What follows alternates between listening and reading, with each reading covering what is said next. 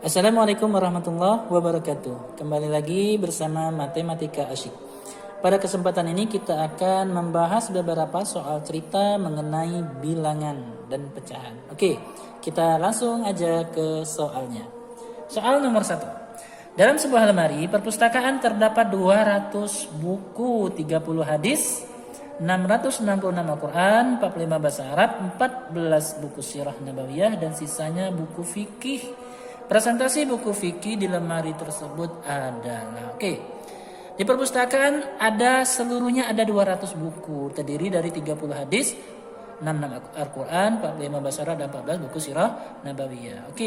Ditanya berapakah persentase buku fikih? Caranya gimana? Kita jumlahkan aja semuanya. Jadi hadis ada 30 ya, berarti 30 hadis ya. Ditambah berapa? Buku Al-Qurannya ada 66. Ditambah 45 bahasa Arab. Ditambah berapa lagi? 14 buku sirah. Ditambah buku fikih. Tambah buku. Jumlah keseluruhnya ada 200. Kita tambahkan 30 tambah 66 96 ya. 96 ditambah 45 itu berapa? Kita tambahkan gini aja. Ini tambah ini 96 ditambah 45 ditambah 4 tambah 45 ya. 45 ditambah 14 tambah fikih 200. 96 ditambah 45, 6 tambah 5 11, 9 tambah 4 13, 141 ditambah 14 ya. 141 tambah 14 ditambah buku fikih sama dengan 200.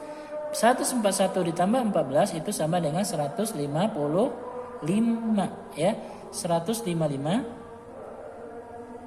ditambah fikih sama dengan 200. Jadi untuk mencari buku fikih, jadi buku fikih itu sama dengan 200 dikurang 155, maka jumlah buku fikih keseluruhannya ada 45.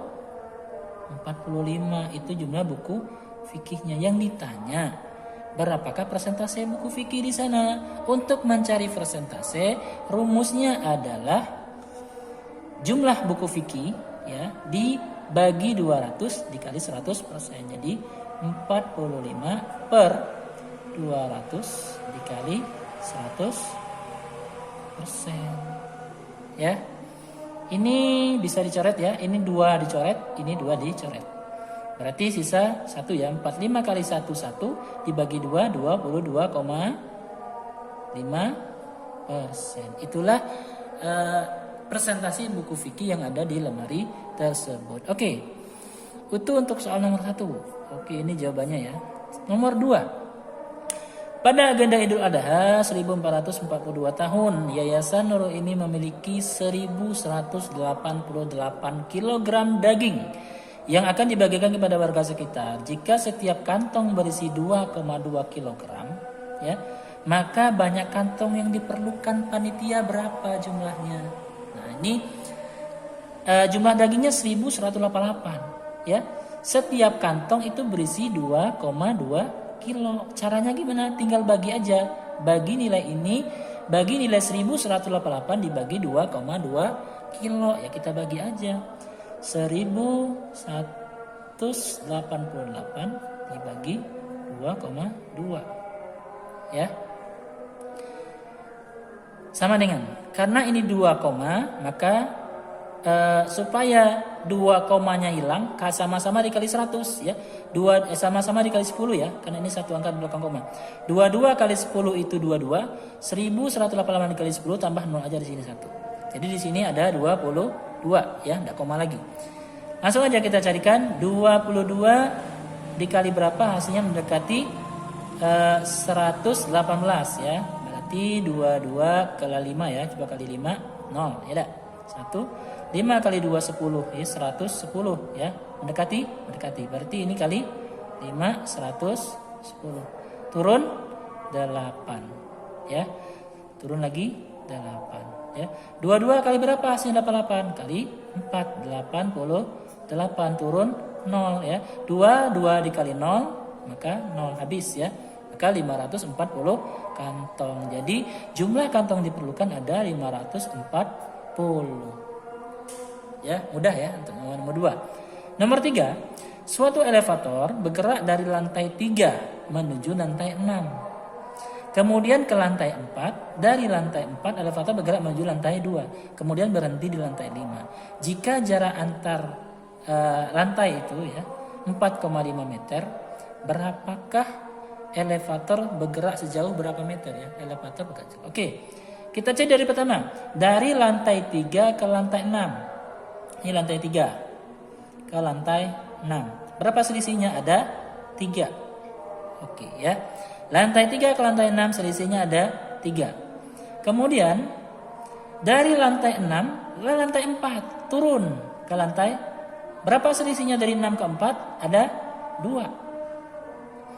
Dari lantai 4 elevator menuju ke lantai 2, turun lagi ke lantai 2. Berapa dia turun? 2 kali ya, 2 lantai.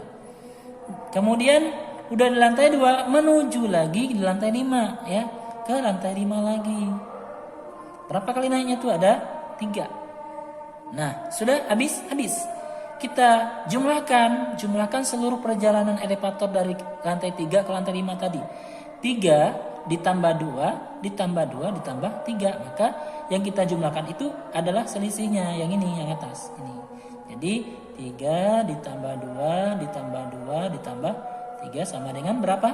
Ada 10 lantai yang dia lewati ya.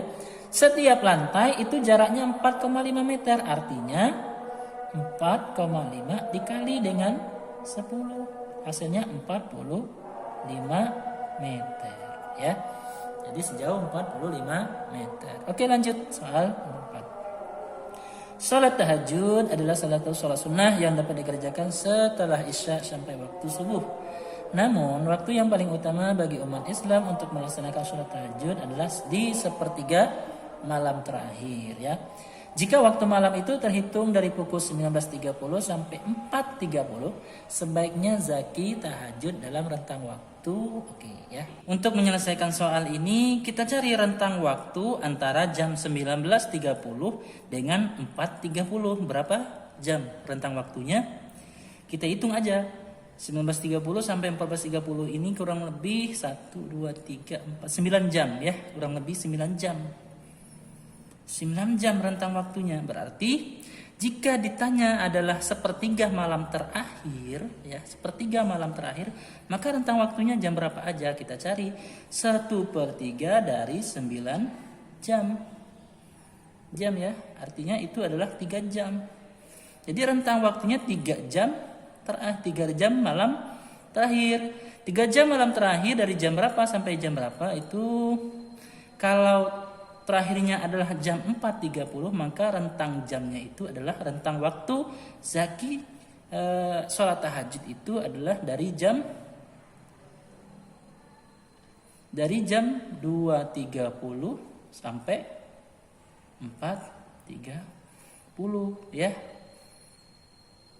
2 jam itu. Bukan, dari 1.30 ya. 1.30 sampai 4.30 ya. Itu adalah rentang waktu yang bagus untuk sholat tahajud yang dilakukan oleh zaki ya. Jadi ini jawabannya ya. 1.30 ke 2.30 1 jam, 2.30 ke 3.30 1 jam, 30 sampai 4.30 itu 1 jam. Jadi semuanya ada 3 jam ya, sepertiga malam terakhir itu. Jadi rentang waktunya dari jam 1.30 sampai 4.30. Oke, lanjut nomor 5. Abang Abdul mendapatkan keuntungan bersih dari berdagang setiap minggunya adalah 1 juta. Sebagai seorang muslim, ia harus membayar zakat penghasilan sebesar 2,5% dari penghasilan bersihnya. Abang Abdul dalam sebulan untuk membayar zakat penghasilan berapa rupiah? Oke ya. Oke, Bang Abdul ini mendapat keuntungan bersihnya 1 juta. Wah, besar juga. Jadi dari 1 juta ini dia harus membayar zakat sebesar 2,5% ya. Dari penghasilannya berapa dia harus membayar zakat per bulannya. Jadi untuk mencarinya ya, rumusnya adalah 2,5% dari 1 juta. 2,5% itu ya dari 1 juta. Berapa? Ya, berapa? Ya, itulah besarnya harus dibayar. Ada caranya. 2,5% itu kan sama dengan 2,5 dikali per 100 ya. 2,5% itu sama dengan 2,5 per 100 dikali 1 juta. Ya. Nah, sama dengan berapa? Oke, di sini nolnya ada 2 coret, ini ada coret. Ya, ini trik pertama ya. Kita coret aja nolnya. Ini coret 2, di sini coret 2. Berarti ini sisa 1 ya. 2,5 bagi 1 kan 2,5. Dikaliin aja berarti 2,5 dikali 10.000 ya. Jadi 2,5 dikali 10.000. Ya, berapa?